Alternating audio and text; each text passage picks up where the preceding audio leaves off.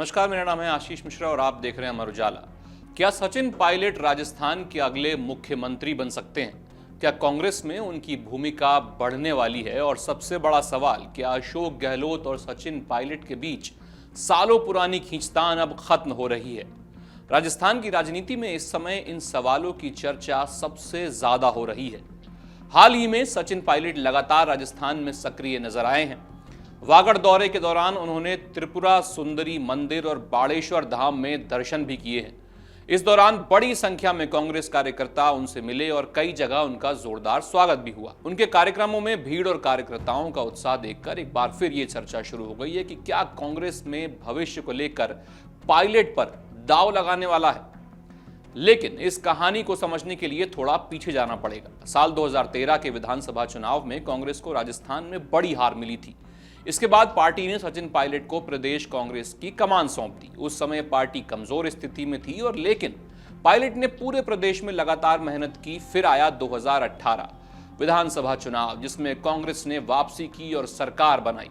हालांकि चुनाव जीतने के बाद मुख्यमंत्री अशोक गहलोत बने और सचिन पायलट को उप मुख्यमंत्री की जिम्मेदारी दे दी गई। यहीं से दोनों नेताओं के बीच मतभेदों की चर्चा शुरू हो गई। आने वाले वर्षों में कई ऐसे मौके आए जब दोनों नेताओं के समर्थक अलग अलग खेमे में दिखाई दिए। यही वजह है कि राजस्थान कांग्रेस की राजनीति लंबे समय तक गहलोत बनाम पायलट के नाम से चर्चा में रही। लेकिन अब तस्वीर थोड़ी बदलती हुई दिखाई दे रही है। हाल ही के दिनों में दोनों नेताओं के बयान पहले के मुकाबले काफी नरम रहे। अशोक गहलोत ने कहा कि सचिन पायलट उनके लिए परिवार के सदस्य की तरह हैं। उन्होंने यहां तक कहा कि पुराने विवादों को भूलकर आगे बढ़ने का समय आ गया है। गहलोत ने फिर से अपना पुराना संदेश दोहराया और वो था फॉरगेट एंड फॉरगिव, यानी भूलो और माफ कर दो। दूसरी तरफ सचिन पायलट ने भी टकराव की जगह एकजुटता की बात कही। उन्होंने कहा कि हम सभी कांग्रेस के कार्यकर्ता हैं और पार्टी को मजबूत करने के लिए सभी नेताओं को साथ मिलकर काम करना होगा। पायलट ने कहा कि व्यक्तिगत मतभेदों से ऊपर उठकर संगठन और विचारधारा को मजबूत करना बेहद जरूरी है। इसी बीच पायलट भाजपा सरकार पर लगातार हमलावर भी नजर आए। बांसवाड़ा में मीडिया से बातचीत के दौरान उन्होंने राज्य सरकार पर चुनाव टालने का आरोप लगाया। उन्होंने कहा कि छात्र संघ चुनाव, पंचायत चुनाव और नगर निकाय चुनाव लंबे समय से लंबित हैं। उनके मुताबिक सरकार जनता के मूड को समझ चुकी है और इसी वजह से चुनाव कराने से बच रही है। पायलट ने यह भी दावा किया कि अगर आज राजस्थान में विधानसभा चुनाव हो जाएं तो सत्ता परिवर्तन तय है।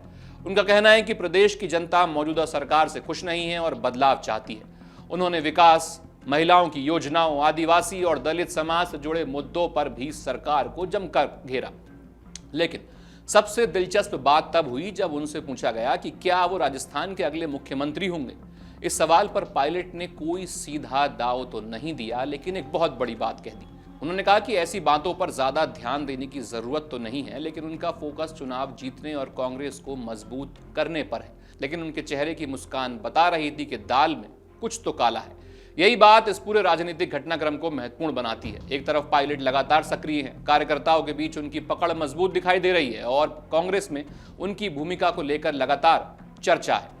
दूसरी तरफ गहलोत और पायलट दोनों अब सार्वजनिक तौर पर एक दूसरे के खिलाफ बयान देने से बच रहे हैं और एकजुटता की बात कर रहे हैं। तो क्या सचिन पायलट अगले मुख्यमंत्री बनेंगे? इसका जवाब अभी किसी के पास नहीं है, लेकिन इतना जरूर है कि अगर कांग्रेस भविष्य में राजस्थान में सत्ता में लौटती है तो मुख्यमंत्री पद की दौड़ में सचिन पायलट का नाम सबसे मजबूत दावेदारों में सबसे आगे होगा।